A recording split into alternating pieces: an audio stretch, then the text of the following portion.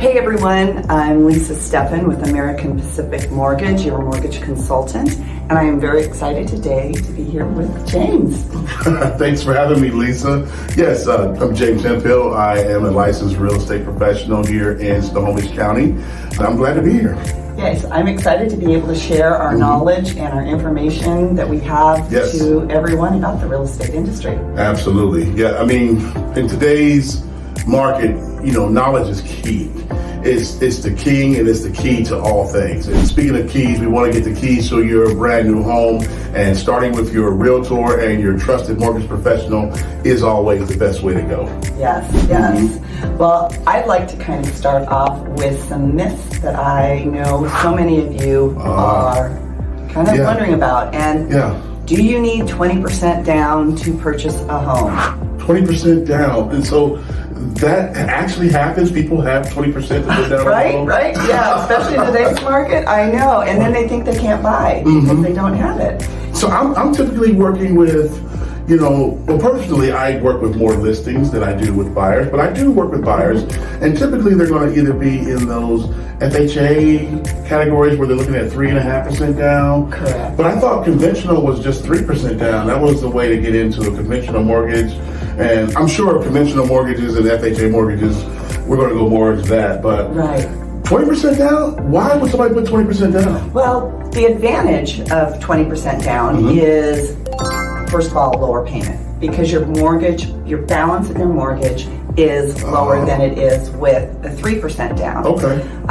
And there isn't private mortgage insurance, or P.M.I, which we'll talk about later. P.M.I, okay. Yeah, I've heard that before. Yeah. And you could probably talk about when you're making an offer with 20% down, how that affects it. Well, yeah, definitely. I mean, thinking about when my buyer clients are looking to put down 20% versus a 3 or 3.5%, that's going to make their offer look so much stronger, because the seller's looking at the potential for the buyer or the capacity for the buyer to complete the transaction. So putting 20% down, that's a huge splash. I mean, that's a lot of skin in the game.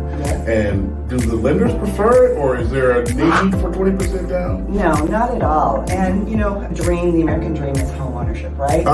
And so if there's a way to get people into a home with less down, there are some really great programs. You had touched on FHA. Yeah. So FHA is a government loan. It's 3.5% down minimum. There is an upfront mortgage insurance premium that FHA charges, and that's rolled into the loan in addition to a monthly mortgage insurance premium. Okay. And the disadvantage of that is that mortgage insurance stays on for the life of the loan. So they will always have to make that monthly payment as part of it. Okay, good information. The advantage is if their credit score is a little bit lower, they're able to qualify for it, whereas a conventional, the rates can tend to be a little bit higher with a lower credit score. Okay, so Lisa, you dropped a lot just there. So I thank you for saying that. I can tell you know a lot about what you do in the mortgage space. So you don't need 20% down to make a purchase, but when you do put 20% down, your loan is going to be stronger because you have obviously more assets. Your credit scores may be better because obviously you don't carry as much debt if you have 20,000 or 20% to put down on your mortgage. And when you have FHA, it's 3.5% minimum. They can still put down more, right? Correct. Yeah. Okay, but the FHA has a lower credit score point of entry, is that right? Yes. I've been hearing different things about, do I have to have a 650 or a 720? What can you get into an FHA loan? So every lender has the minimum that they have. We can go to 580. Now the underwriting is a little bit tighter. The interest rate can be a little bit higher than if you have something like a 680 credit score. If you have over 700, then a lot of times a conventional 3, 5, 10, 15% down is better if you don't have the full 20% down. And another myth that kind of happens with, I think, sellers sometimes is they think that, if they don't have 20% down, or if it's an FHA loan or a VA loan, that they're not qualified. as qualified. If the borrower is pre-approved by a lender that reviews all their income, assets, the credit and everything. Employment, right? Employment, all of that. The seller's going to get the money either way. I see. It's just going to come more from the lender and then some from the down payment. So it's a really good opportunity, and especially, and we'll go more into VA, but for our veterans that have served our country, this is a benefit for them to be able to do a zero down option. Okay, so you heard it from her first. You don't have to have 20% down. You do not have to have a 700 plus FICO score or credit score. And this is why we're here, because we want to provide you with good information directly from the source, busting out all the myths. Take it from me, your trusted local realtor, and Lisa, your mortgage professional. Now, Lisa, you did speak about not all lenders have the same program. Now, who are you with, and what is the difference, or how do you rank in comparison to your competitors? Thank you for asking that. So I'm with American Pacific Mortgage. We are a direct lender, so we underwrite, we fund, and we do everything for the loan. However, the benefit that we have as opposed to maybe a big bank is we can broker the loan. We have programs that are outside of the box that's not a typical Fannie Freddie, which we'll go into more at another time. Fannie and Freddie, I've heard of them. Fannie and Freddie. Aren't they dating each other? Yeah, right? Sometimes I'm wondering.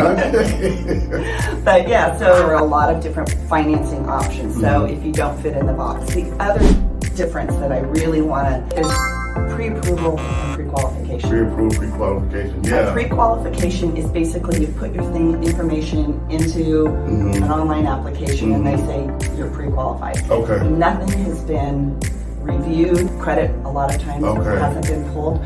So you always want to be pre-approved. I know you would like that because what's the difference for that when you're going to make an offer? Lisa said it best.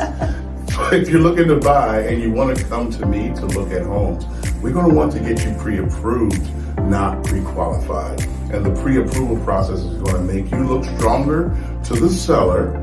It's going to definitely give you a picture of what your actual mortgage payment is going to be, because when they get pre-qualified and they get pre-approved, their actual loan amount and purchase or monthly mortgage amount can change, right? Well, yes. I mean, it can change based on interest rate. Okay. So we've been in a pretty high interest rate environment lately. So if the rates go up after you're pre-approved, that can change what you're pre-approved for. As well as we're hopefully heading for a little decline in interest rates. If the rate goes down, that can improve what you can purchase for. So until you're locked in, that payment can change. But once you're locked in, and if it's a 15, 30-year loan, the principal and interest payment will not change. Okay, got you. You mentioned P.M.I. earlier. We want to circle back because you did float that option out there about, is it Premier Mortgage, private interest, or what is P.M.I. again? Yeah, P.M.I. is private mortgage insurance. Private mortgage insurance, okay. Now, private mortgage insurance protects the lender. Okay. Because as we had talked about earlier, 20% down, you have more skin in the game, and less likely to default. Where when you have minimum down, you don't have as much skin in the game, and there is potentially more risk to the lender. So what this does is if something happens and you're not making your payment and they have to foreclose on you, it's making sure that the lender still gets their payment. Gotcha. So I have, say in this hypothetical situation, I'm a strong buyer. I've got a 750 credit score. I want to do a conventional loan, which means I would need at least 3%, but I don't have to put down 20%. Correct. So between the 3% and the 20%, where does the P.M.I. come into play? Does it always stay with the loan? Or tell me more about the P.M.I. with a conventional. That's great. So on a conventional loan, it drops off after you get to 80% loan amount from the original purchase price. That's LTV, right? Loan to value. Yes, there we go. I know a little something. Yeah, I'm impressed. Yeah, there you go. So it will drop off, whereas the government loans, it stays on for the life of the loan. So it stays on for the life. Now there's a tier. So If you put 3% down, it is, and there's certain qualifications that you have to reach in order to be eligible for that. Okay. But if you have 3% down, that mortgage insurance premium is typically higher than if you put 5% down. Okay. 5% is a little bit higher than if you put 10. Okay. And then 15. So, okay. As well as your credit score. So, okay. If you have a 700 credit score and 5% down, it would be higher than if you had your 750 credit score. Okay. Gotcha. So they look at various risk factors. Okay. And just to make sure I clarify, you said government loans, that's your FHA, VA, right? And USDA. And USDA now, too. VA does not have a monthly premium.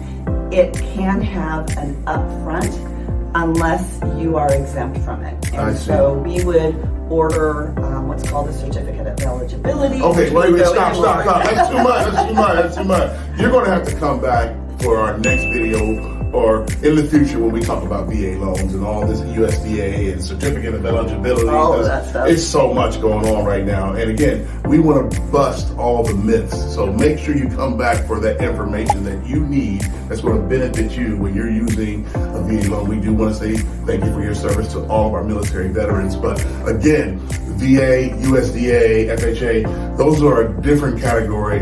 But when you're thinking about should I put that 20% down and how it will impact your monthly payment, P.M.I, that's where Lisa has, I feel, expertly discussed and explained that to everybody. So thank you so much for that, Lisa, and I'm glad you had me here. Yes, when you're looking to purchase and I meet with a client, we talk about what are your goals. Okay. So in some instances, it may make sense to wait a little bit to have a little bit more down payment. Okay. So I meet, because not one size fits all. Yeah, so true. We have the consultation and discuss what might be the best program for you. Absolutely. And let's face it, in today's market with so much misinformation going around, we're going to want to make sure you have that type of relationship with a partnership and a team that you will get a consultation. So I know you want to get out and see houses. That's awesome, but we don't want you to fall in love with that house and don't fully understand what type of financial commitment you're going to have to be tied to for 15, 30 years. So working with a trusted team of professionals is going to be a benefit to you. So keep that first in mind. When we actually ask you to come into the office, we want to have that consultation because it's for your benefit, not to slow you down. We're not trying to dissuade you from seeing houses. We want to get you out in front of houses as much as possible every day, every week. So that's not the point. The point is we want to make sure you get expert guidance throughout the entire process. And when it comes to those consultations, Lisa, and figuring out, like I work with people all the time. They come in to websites or they reach out to me directly and they want to know what do they need to get pre-approved. Is there the amount of paperwork? They need bank statements, right? Of course, they need to have a job or have proof of funds. Like, what are you looking for when it comes to getting someone pre-approved? Right. So again, it depends on the program. Okay. But if we're doing traditional financing, whether it's a government or a conventional loan, we will need the most recent 2 years W-2s. W-2, okay. 30-day pay stubs. Okay. 2 months bank statements. Is it just the first page, or do I need to show the balance? Or thank you. Yes, we need all. You need all of it, even the one where they have the little. Yes, even if it says this page intentionally left blank. You want that too? Yes. If it says 1 of 5, we have to have all 5 pages, and the pay stub has to show the year to date. If there's overtime. And we can go into another time how we. That's good, right? They have overtime. They make more money. Yes, but not they have to have history. Oh, that may be another video. Yeah, that's another video. We're gonna have so much video content. Okay, well, that's why we want to be here because we want to give them information. This is good for you, so thank you so much for bringing that up. Okay. So yes. Anything else about the pre-approval? No, just to make sure that when you are getting that you have a real person that you can talk to, because there are so many things throughout the process, whether it's the home buying portion of the home or the financing, and you need to be available. And one thing that I always tell my clients is what makes me different, and I'd show you, because you have my phone number, you have my cell phone number. Right. And I don't work typical Monday through Friday, 9 to 5, because that's when most of you are working. So I want to be available for you. Call, text, or email, and try to get back really So quick. mortgage is not much different than real estate. Everything happens after 5 and on the weekends. So we're available on the weekends and after 5. So you're covered there too. So don't feel bad about weekend home showing, or you want to get pre-approved, get the process started. You're there. Now, can they find out more about mortgage calculations or down payment or closing costs? Do you have any type of website or apps that they can use to access information? Yes, I have a website as well as a downloadable app. Okay. And we can put that link in there. In the description, yeah, we'll make sure to add that. Okay. Yeah, so they can, of course. they can do that. And I mentioned earlier, so much information out there. Yeah. And this is the biggest purchase that they'll most likely be making. And you Absolutely. want to be able to call and have your questions answered and know that no question is stupid. Yeah. I get that all. Right. Or I don't want to bother you. Right. You're never a bother. That's what we're here for. Yeah. Nothing's too small, nothing's too big. You're never being a bother to us. So we want your questions. We want to help. And believe you me, when you ask these questions, sometimes you help us remember some things we may have forgotten because, things change so much in this business. What do you think about when you're looking at buying a house? Is now the right time to buy? Should we wait? I mean, you talked about interest rates earlier. So what am I dealing with? Or who's got the best interest rates? Can APM and Lisa say they give you the best rate? Or compliance, we can never say we have the best.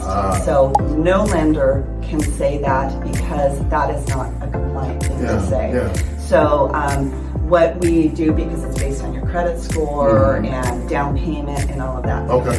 I get that question a lot though, about, and I know you do, about should I wait? Well, if you wait, let's say because you think you have to have 20% down, and you're going to purchase a home for $700,000. Right. Okay, that's $140,000. Let's say you only have $70,000 now. Right. Okay?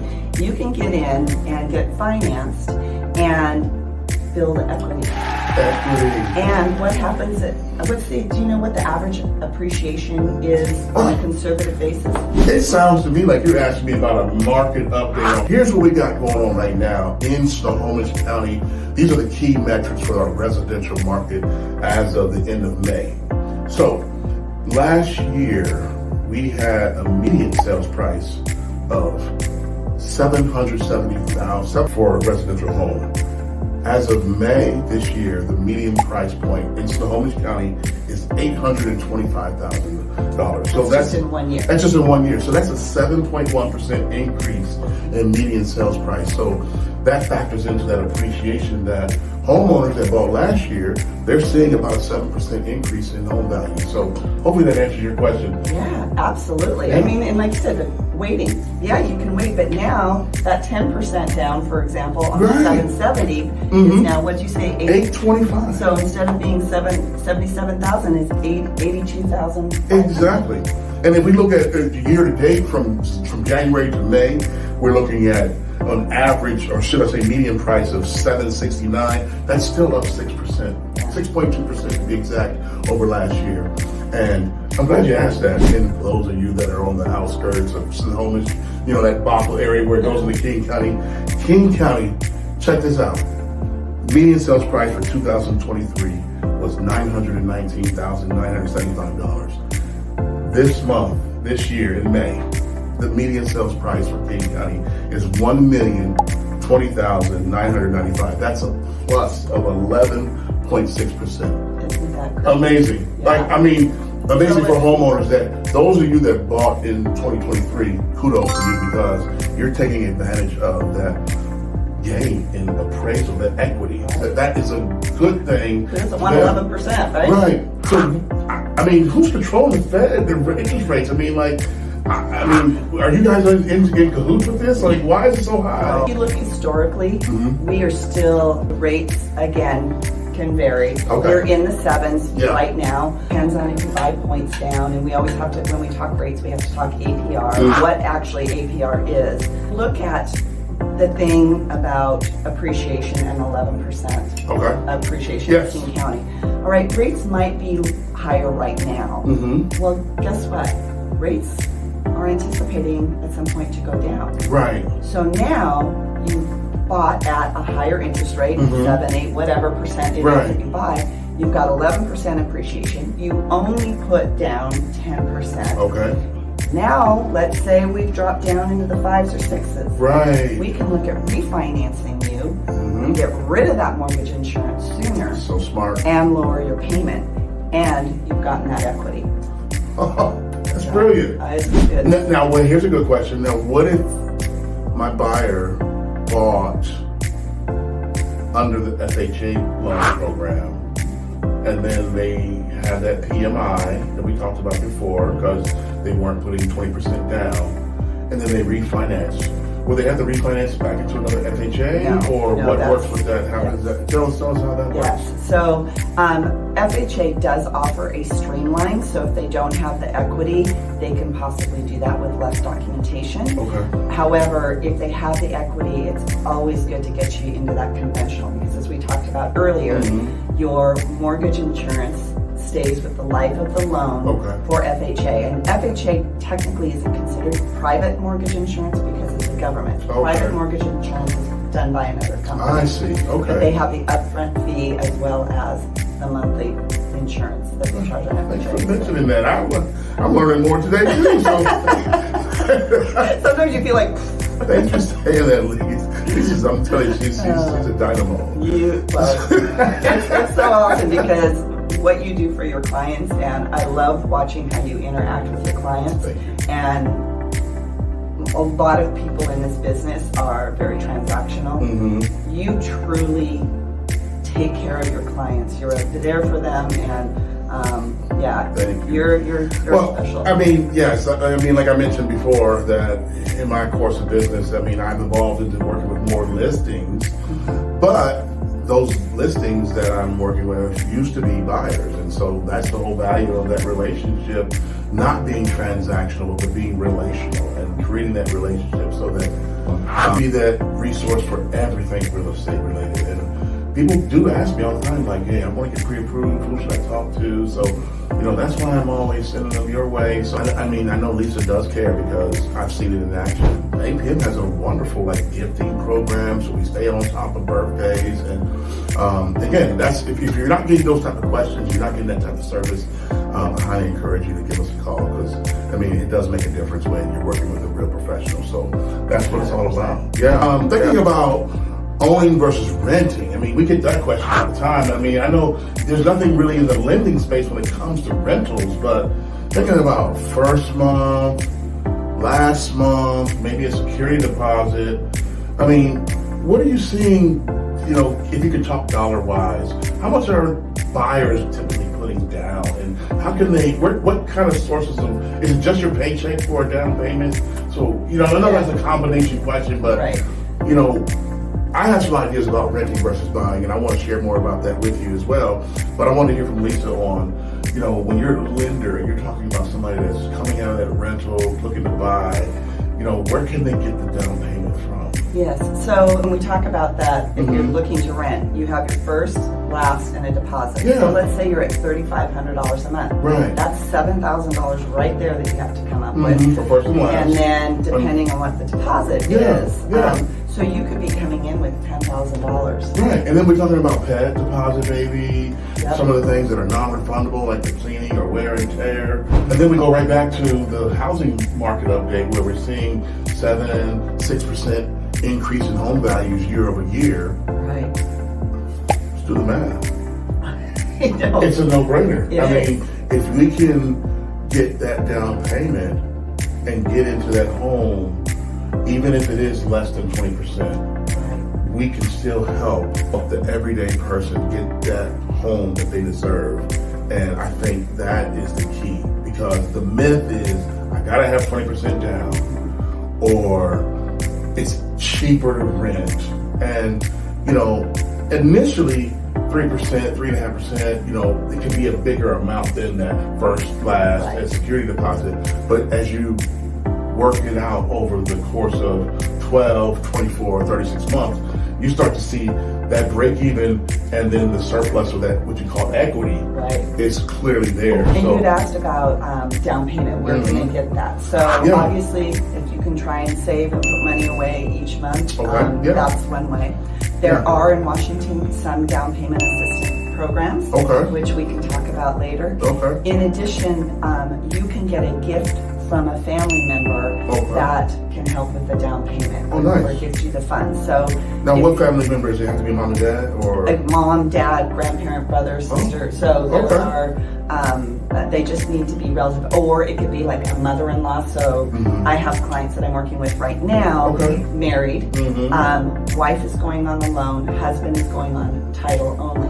It's his parents that will be gifting the money, but she's related because she is the in-law. So I love it. Yes. That makes a lot of sense there, Lisa. I'm glad you brought that up. So you don't have to only have money in your bank account. Can you use stocks and bonds and things? Yes. We have to consider, depending on how it's invested and if there's going to be taxes. So sometimes we can't use the full, let's say it's $100,000 amount. 401ks, the only way we can use that for reserve, if it's needed, is if we have a letter that states that they can withdraw it in an emergency. A lot of times people will take some money out of their 401k for the down payment, if it's allowed. So we talked about, you shared the market. I hear a lot about, housing prices are going to crash. It's going to be a crash. There's going to be all of that. Can you?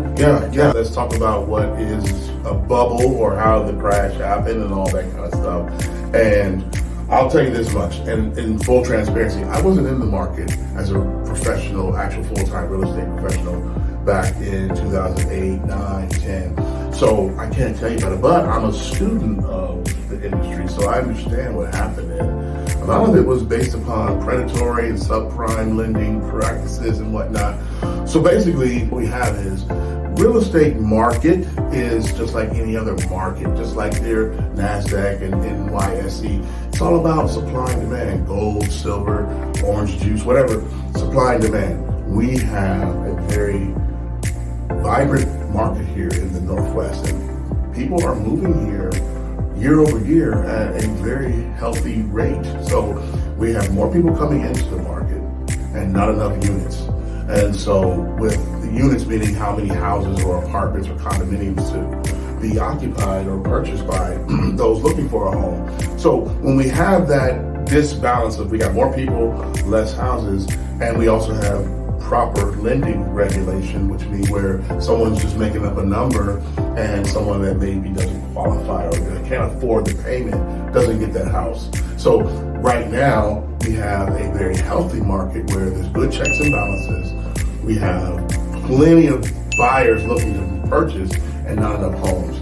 So that's why, as a homeowner, it's a good thing, because you have your home, you have that security, and those that are looking to buy, they're not going to be able to pay more than what it's worth. That's what the appraisal comes into play, and there's ethical bounds and limits to that to make sure that the homes are not overinflated, as we've seen over the past 3-4 years. But nonetheless, there's not going to be a crash because we have a strong demand for housing. And as long as people need shelter, which I can't imagine when we won't need shelter, we're going to have a healthy market. As long as the lenders and the appraisers are all working right, and the government's doing its job with helping you, keeping down the rates and everything else. But, you know, when you look back to the crash and what kind of predicated it all, you talked about some stated income and whatnot. What does that mean? Somebody can just tell you? Yeah, actually, and that's where there are some stated income loans coming back, but those are for self-employed, and there's a lot more requirements. But basically what happened is you're a W-2 employee and you're a janitor at a school district, and you're stating you're making $200,000 a year. Okay. When you're a W-2 employee, it has to go off of your W-2 income. So that's one of the things that happened, is people were overstating what they were making. In addition, they were doing the negative amortization loans, which basically meant, and if those of you that were around probably heard, oh, if you're paying more than 1%, you're paying too much. Well, it made it sound like it was 1% interest. But basically, your interest might have been 4 or 5%, but you're only paying 1%. So that difference of, let's say your payment for even numbers was $3,000 a month, okay? But you were only paying $1,000 a month. So $2,000 a month was getting added to that loan balance. Wow. So now you could be upside down. People weren't putting as much money down or not putting any money down. So when the market started to drop or the negative AM term was up and they had to start making their full payment, they couldn't afford it. They have no equity, and so they're walking away. Interesting. And that's what happened.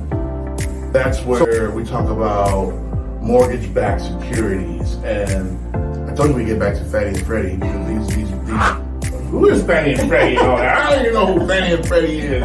But is that what? Tell me more about that. So Fannie and Freddie set up the guidelines. So they have guidelines. They're two government agencies basically having the same guidelines. But then what can happen is a lender can have what's called overlays. They can have overlays because people will come and they'll say, well, I heard so-and-so could do this. And we may or may not be able to because of overlays. Now, APM specifically, they don't have a lot of overlays. There are way too many guidelines for me to even begin. And those are ever changing too. So we pretty much follow those guidelines. I bought a house before, and sudden I got a actual statement from another bank. What happened in that situation? Are you guys mad at me? No, we never get mad at you. A lot of lenders don't service the loan. Right. So if you go to some of the big banks, they portfolio it is what it's called, and they service their loans. We do service some, but most of them, we have another servicer. I got you. Now, people freak out sometimes. Right.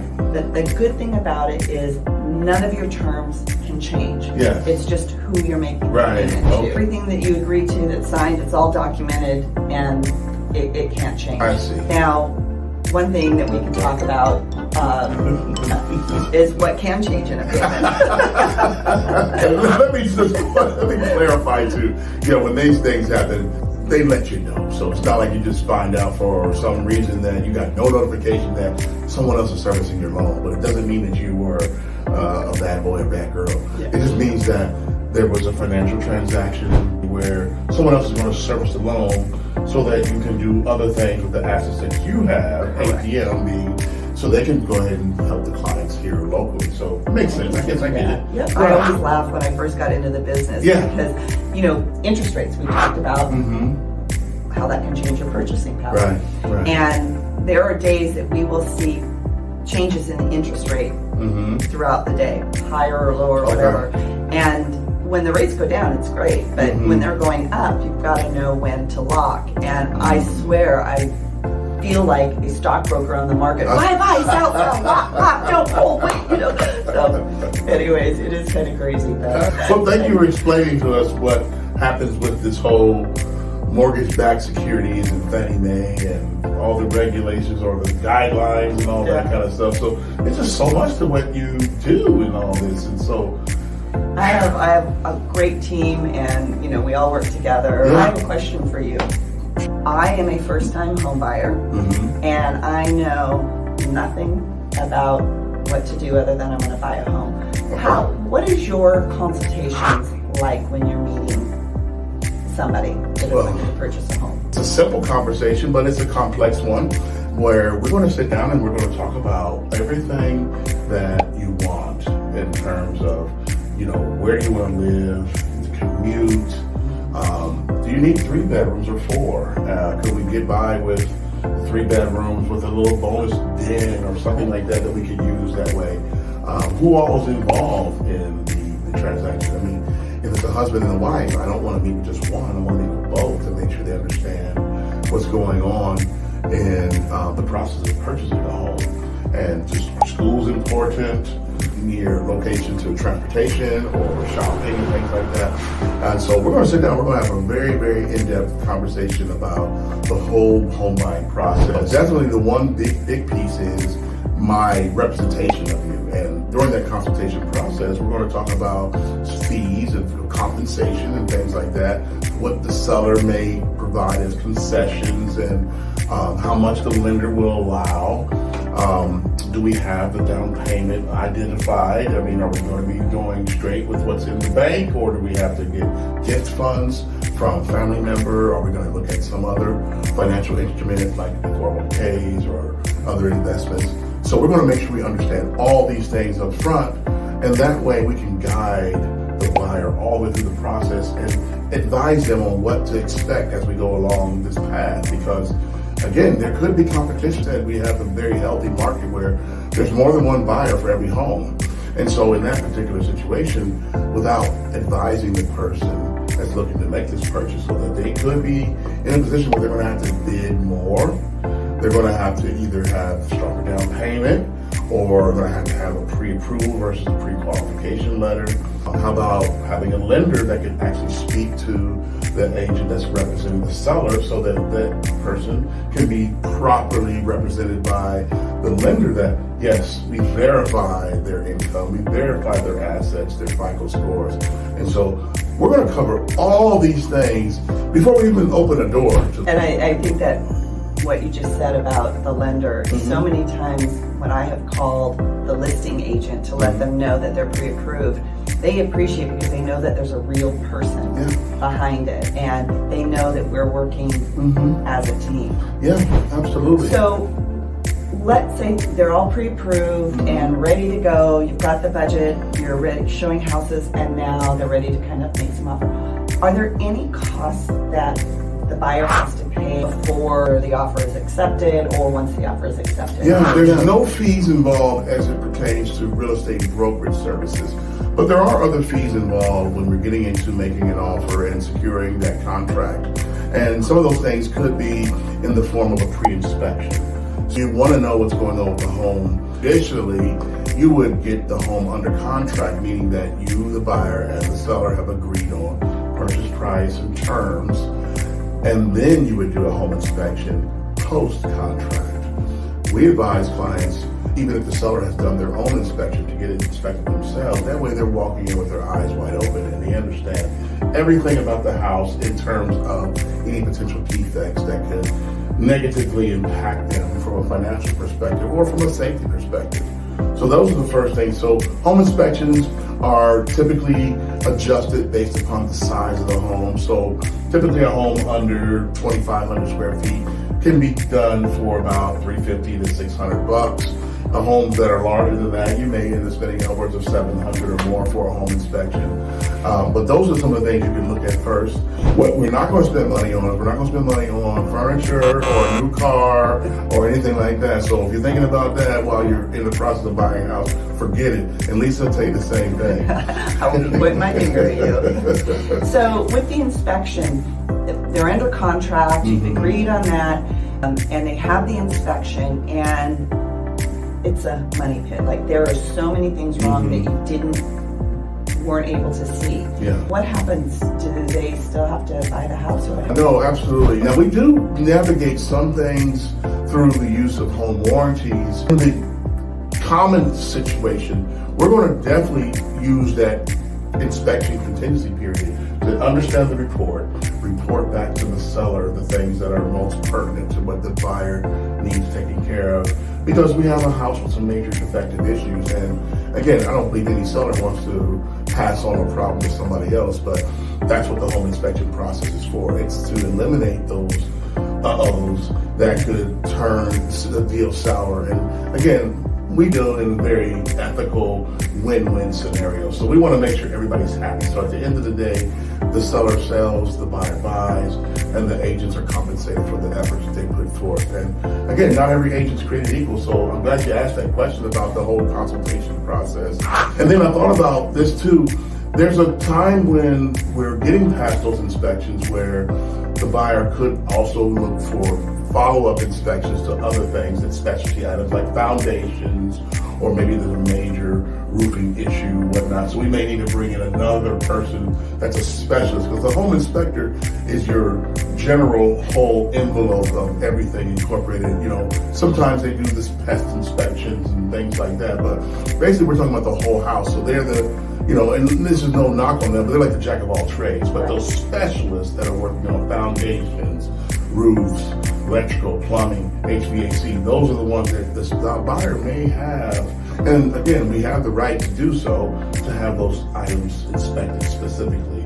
And the sellers are contractually bound to give them the opportunity to inspect those other services. And then we get it all evaluated. We come to an agreement, whether it's an offset in price or whether it's completing the repair before the closing of escrow. And then we're all happy. And then we move on to the next stage, which some lending programs, and I'm sure Lisa can speak to that from APM's perspective, that some lenders are going to have the buyer pay for the appraisal. Sometimes the appraisal is rolled into the closing costs. Typically, the home inspection or pre-inspection, appraisal, the typical things that you're going to find as far as upfront costs. So once the offer is mutually accepted, Yes. And we know about the inspection, but do they have to bring any kind of deposit?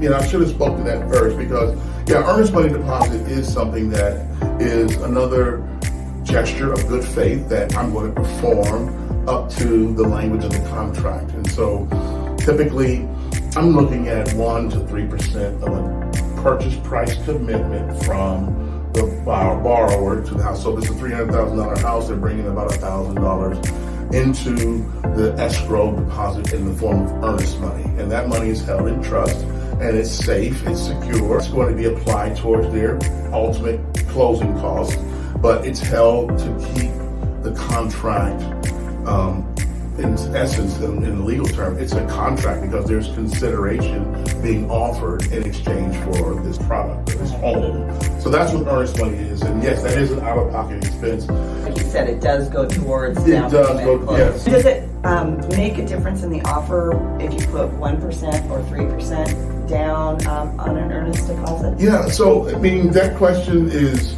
really based upon who you're asking. So if you're not talking to the lender, you don't care. Right. But if you're talking to the seller, then yeah, I do care. Because again, the earnest money deposit is a gesture of good faith that if for some reason the buyer doesn't follow through with the sale of the home, the seller could capture those earnest money dollars and convert them into their, money. Because but you've got a lot of contingencies in there's place a lot of contingencies in place. avoid that happening, right? Yeah, because with the competitive market, a buyer could be tempted to try to make 2 offers on a home at the same time. And that is not ethical, but it's been asked of yours truly, and we've said no because it's not ethical. But say you were in a situation where you had 2 homes that you liked during the bidding process, and I got one, now I have the other one. What do I do? Well, I'm going to wait to see how the inspection goes. Inspections can go anywhere from 1 to 10 days, maybe longer. So now both homes are off the market for those 10 days. So now that's 10 days of opportunity. If this home is not going to get any activity, it's considered off the market and sold. And then it comes back on the market 10, 11, 12 days later. And now that seller has been harmed by a loss of opportunity to sell it to another buyer. So that's why earnest money is in place to make the person that's submitting the earnest money, the buyer, perform up to the contract and follow through. Now, there are contingencies, as you mentioned. Typically, you're going to find financing, since we're talking with our friend in the lending phase here. If they cannot secure financing, then they're going to be able to back away from the contract and be protected to get the earnest money deposit back. Have you seen issues, or could you speak to what is it that could cause a transaction from a lending perspective to not close or go through? What usually would happen? Because I know I've had in the past when it was really competitive where people would waive their financing contingency, and I would say never, ever, ever, ever, ever do that. Right. And one of the main reasons, and it's actually happened, is right before closing, the funder will call your employer to make sure you're still employed. if they say, no, they just gave 2 weeks notice, you don't have income, poof, gone. It's all done. Right. And you know, it happens, and people get fired. Before buying furniture or something like that. Yep, the credit gets pulled right before closing. That's the debt to income, right? There you go. So I give everybody 7 things not to do during a mortgage transaction. Good. There are lots of little things that people just don't think about. Yeah. I'm pre-approved, so I'm ready to go. Let's go buy a car. Let's go buy furniture. Now you have a $500,000 whatever payment a month, and your debt to income doesn't qualify anymore. Exactly. What happens if they didn't quit but they lost their job? Does that cause them? Yep, it's the same thing. Okay, they're safe then, right? No, it would be the same thing, because if they lost their job, they have no income. So if they have no income, how are they going to make the payment? Right. Okay. Now, if one spouse loses it and they still qualify with one income, it wouldn't matter. But if they needed both incomes, it would. That's why you said earlier, and remember this, you said P.M.I. protects the lender, not the borrower. Yep. Now, with that said, once the loan closes, if you lose your job, the lender isn't going to say, oh, no, you're not qualified, because you've already signed the paper. Yes, you still have to make the payments. Yes, there's still things that you need to do. Hopefully you have savings and you can still make your payments and things like that. So if you want to buy the furniture after closing, do that. As long as you know you can afford all the payments. Right. Okay. I really encourage everyone that I work with that we're in communication. So if there's anything that you're thinking of doing, whether it's paying cash for something or buying something or moving money around, that we talk about it before you do. Yeah, we want to make sure that you feel completely confident that we've got this thing fully thought out. And Lisa and I, we're working together on a marketing piece that's going to showcase, and we're going to share with you all the services that we offer. That way you'll know from A to Z that we've got you covered. Thanks for mentioning that. I'm so glad you asked about the financing questions and the money that could come out of the buyer's pocket. And, you know, we've all heard about this NAR lawsuit and how it's going to impact the market and how things are going to be changing for buyers and sellers and so on and so forth. And in the course of making a transaction come together. And so let's just face it, in mortgage lenders across the industry, they do this for a living, and there's fees that they collect for the services that they perform. And us as real estate professionals, we are working in a professional industry, so we're providing a service. And so the provision of those services does result in a fee. And that's why the conversation is switching from commission to compensation. And so when someone is performing and providing a service, that service should be providing value. It should be something that you want. Because there's a lot of choices out there. You could pick brand A or brand B for your real estate services, but I think that I provided a value add above the competition because we've thought all these things through. When you work with me, you're working with a trusted team, people that have been vetted out and have exhibited a level of skill and expertise that's going to make sure you get the desired result when you come into the space of looking to buy or sell a house. And so, yes, there are fees involved. My fees typically run between 0 and 6%. And so we tailor our services to match what the client needs and wants. And obviously, we don't know what every situation is going to look like, so there is no standard fee. Everything is negotiable in our business. So if you're hearing a lot of myths, again, little rumors about how the industry is going to be shooken up and things are never going to be the same, that's not true. Things are going to still be the same in the sense that you're going to still have the option to buy or sell a house on your own. You don't have to use me. You don't have to use Lisa. They could go get some run-of-the-mill discount service, but you may find that the quality of service is not going to be there. You could do it on your own with a homeowner that wants to sell by themselves and you want to go about it by yourself. But there's certain details, there's certain intricacies that we have the skill to navigate, and we've seen it before, so we do it with expert care. And that's what you get when you hire a trusted professional, whether you're looking to buy a house, sell a house, or do some refinancing or financing on your primary home. That's why working with a trusted professional team is going to be beneficial to you. And that's why we want to bring this information to you so that you know about it directly from us. And anything that you have questions about, we highly encourage you to reach out and ask those questions because, hey, there might be something we missed. But I bet you this, if I didn't touch on it or she didn't touch on it, we'll get you the answer because there's nothing new under the sun when it comes to this. I challenge you to bring it up. Yeah, and if we don't know the answer, we'll find it. That's right. And I think, to your point about, what you're negotiating now on the lender side, we have a lot more compliances, things that we can't do. We used to be able to do a lot of those things. The bottom line is we work for you. So unless we get something closed and across the finish line, we don't get paid. And I think that that's something that people don't realize, that's why we want to do an extra good job, because you can go someplace else if you want to. And so we want to make sure that we're giving you the best service and taking care of all the questions that you have and being able to answer and have you feel 100% confident in your decision and moving forward. Could somebody actually buy a house and have somebody that's going to be contributing to the payment, but they're not on the loan? You mentioned something about that, like with a husband and wife, or what if it's a couple guys, they're going to buy a house together. One's going to be kind of paying rent, or do they all have to be on the loan, or how does that scenario work? Yeah, that's actually a very good question. So if they're both on the loan, they both are on title, they both have ownership in that home. If only one is on the loan and he's going to rent it, depending, in most instances, you have to qualify with just the one borrower. Now, you can get somebody to move in and help you with the mortgage payment by charging them rent. There are some instances, if you've had experience, where you can use room rent.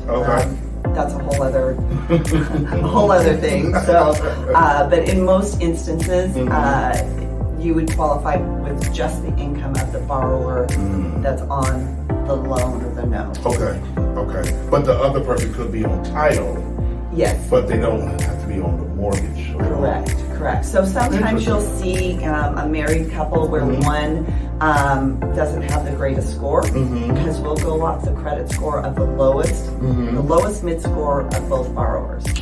So if the one that has the higher credit score can qualify on the own, the wife can be on title only, let's say if it's the husband, or if the wife is the one, the husband can be on title only and not on the mortgage, and then we can just use the credit score of the higher credit score of the two. Now, Washington is a community property state. If it is a government loan, we do have to pull credit for both and use the debt of both borrowers.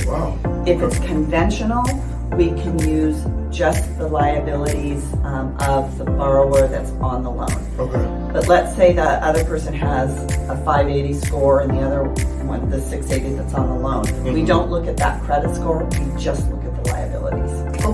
That makes sense. For the overall DTI, what is it? Debt to income.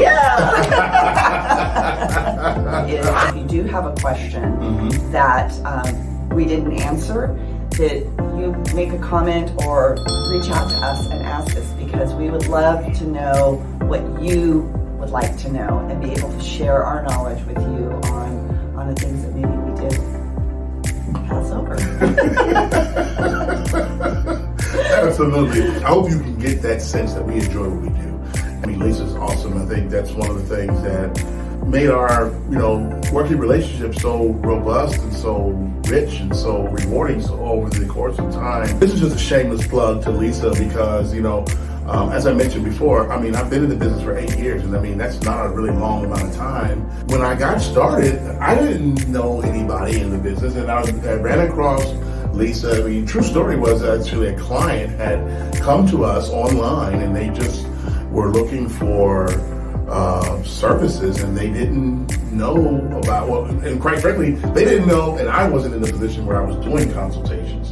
So they reached out online for real estate services, and they were looking online for mortgage services, and so it just so happened that we got brought together that way. Yeah. And I'm thinking to myself, like, wow, destiny. Yeah, I mean, little did I know at the time I would need somebody that could kind of take me under their wing and show me what to know about or what to think about when it comes to working with a buyer. Because again, as a new agent, I was working with strictly buyers, and Lisa always has provided that value, so I could feel, like I belonged in this business and I wasn't alone. And so that's what I really appreciate about you, Lisa. So she's been helpful with that.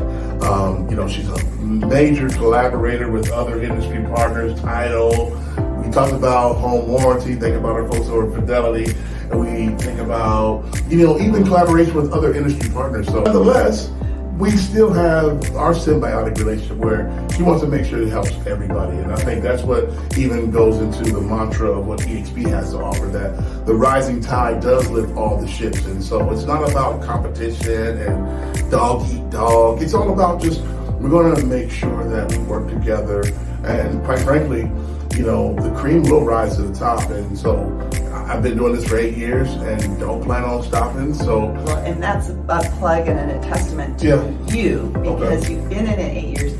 As many of you have been hearing, it's been a tough market. There have been so many real estate agents and lenders that have not renewed their license over these past 2 years. And to show that you are still in it and that you're still helping and you're still providing service, that's huge. So we hope that this makes sense to you as it brings the gap from the myths and the truth closer together, so that we can just abolish the myths and you can focus on what's the truth. And the truth is, we're real people. We're here to help you out. Again, we may not know everything, but we know a lot.